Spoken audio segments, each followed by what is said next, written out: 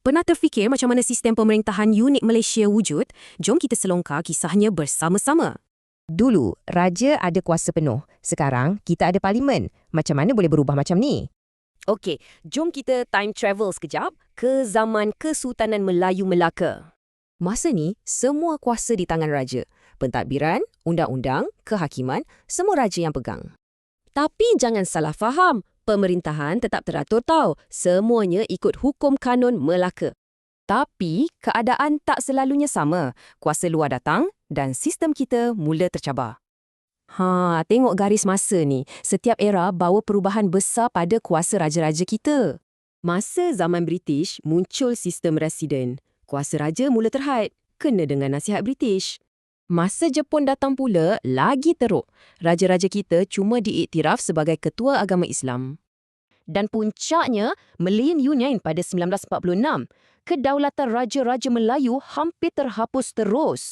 Tapi, bila raja dan rakyat bersatu, sesuatu yang hebat berlaku. Lahirlah satu sistem baru. Dan ya, penentangan tu berjaya. Malayan Union dibatalkan dan kedaulatan raja kembali pulih. Hasilnya, bila kita merdeka, wujudlah sistem yang kita amalkan sampai hari ni. Okey, jadi macam mana sistem ni berfungsi sekarang? Kuncinya satu, pengasingan kuasa. Majlis Raja-Raja jadi sangat penting. Mohor besar ni, itulah lambang kedaulatan mereka. Kuasa tadi dipecahkan kepada 3 cabang. Tujuannya untuk check and balance antara satu sama lain. Yang pertama, Badan Perundangan. Inilah dia parlimen, tempat undang-undang negara kita dibuat.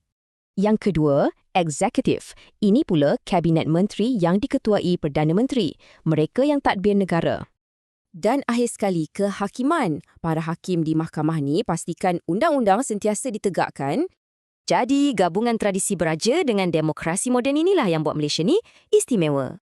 Sistem kita ni seimbang. Demokrasi berjalan dan raja pula jadi payung yang menyatukan semua.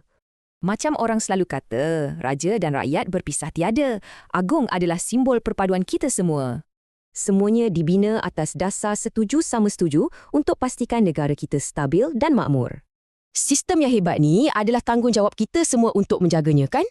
Jadi, persoalannya untuk kita. Macam mana kita sebagai rakyat nak pastikan warisan ini terus terpelihara?